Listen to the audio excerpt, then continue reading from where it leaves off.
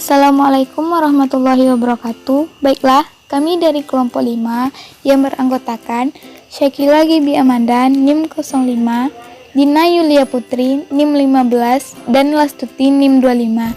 Baiklah, pada video kali ini kami akan membahas tentang pembelajaran IPA terpadu menggunakan pembelajaran Sherrit pada materi energi kinetik dan potensial. Guna video ini untuk melengkapi tugas UTS oleh dosen pengampu Dr. Hajah Prima Aswirna, SSI MSc. Pertama-tama kita harus mengetahui terlebih dahulu apa itu pembelajaran terpadu model Sherrit.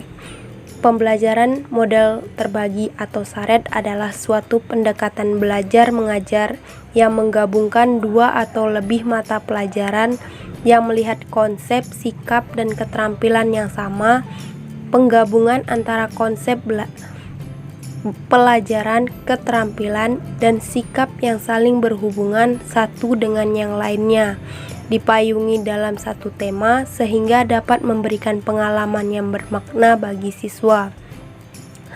Apa sih gambaran model Sherrit? Forgatting memaparkan bahwa pembelajaran terpadu tipe Sherrit dirancang untuk digunakan dengan dua area subjek yang berbeda atau mata pelajaran yang berbeda. Dalam merancang pembelajaran terpadu tipe ini dibutuhkan dua guru dengan tingkat kelas yang sama, namun guru tersebut berasal dari dua mata pelajaran yang berbeda. Tujuannya adalah untuk mengintegrasikan kurikulum dengan melihat secara mendalam pada dua mata pelajaran dan menemukan konsep, sikap, serta keterampilan yang sama. Adapun manfaat dari model Sherrit ini adalah yang pertama itu untuk lebih mudah dalam menggunakannya sebagai langkah awal maju secara penuh menuju model terpadu yang mencakup 4 disiplin ilmu. Dengan menggabungkan disiplin ilmu yang serupa akan memungkinkan mempelajari konsep yang lebih dalam. Yang kedua yaitu dalam hal mentransfer konsep secara lebih dalam, siswa lebih mudah melakukannya, misalnya dengan alat bantu media film untuk menanamkan konsep dari dua mata pelajaran dalam waktu yang bersamaan. Ketiga, guru dapat meletakkan kegiatan mereka bersama untuk menciptakan blok waktu yang lebih besar untuk meningkatkan pengalaman belajar siswa.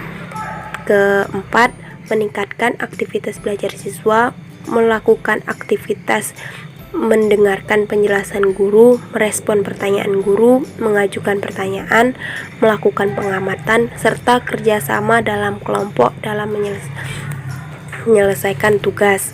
Yang terakhir, siswa lebih bersemangat belajar karena siswa merasa lebih akrab dengan guru, sehingga siswa lebih berani untuk mengemukakan pendapatnya. Kelemahan model Sherrit yang pertama, antara dua disiplin ilmu memerlukan komitmen pasangan untuk bekerja sama dalam fase awal. Untuk menemukan konsep, kurikulum yang ditumpang tindih secara nyata diperlukan dialog dan percakapan yang mendalam. Yang kedua, untuk menyusun rencana model pembelajaran ini diperlukan kerjasama guru dari mata pelajaran yang berbeda, sehingga perlu waktu ekstra untuk mendiskusikannya. Yang ketiga, sulitnya mencari partner yang dapat saling percaya dalam bekerja untuk menciptakan waktu yang bersifat fleksibel dan kompromi. Yang keempat, sulitnya mencari partner atau tim yang memiliki komitmen yang sama. Yang kelima, pembelajaran terpadu model Sherrit bukan merupakan satu-satunya pendekatan yang paling tepat sebagai upaya meningkatkan kreativitas belajar siswa, karena model pembelajaran terpadu harus disesuaikan dengan kondisi yang ada.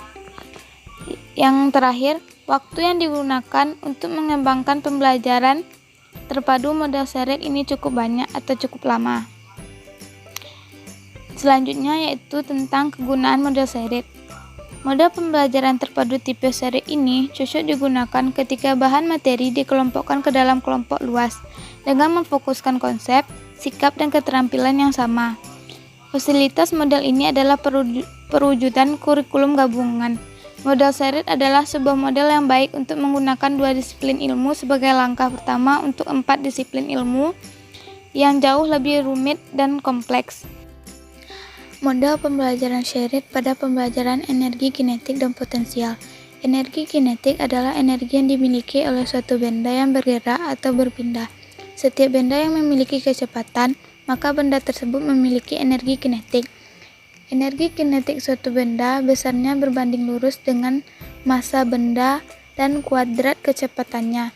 Contoh energi kinetik dalam kehidupan sehari-hari yaitu angin, yang bertiup dan menggerakkan kincir angin.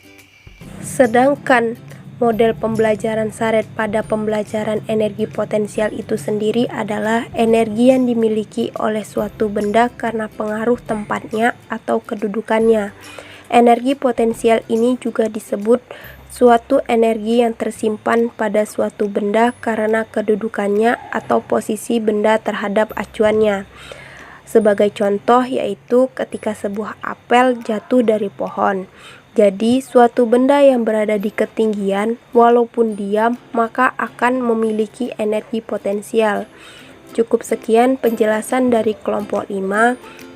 Kurangnya saya mohon maaf. Saya akhiri. Assalamualaikum warahmatullahi wabarakatuh.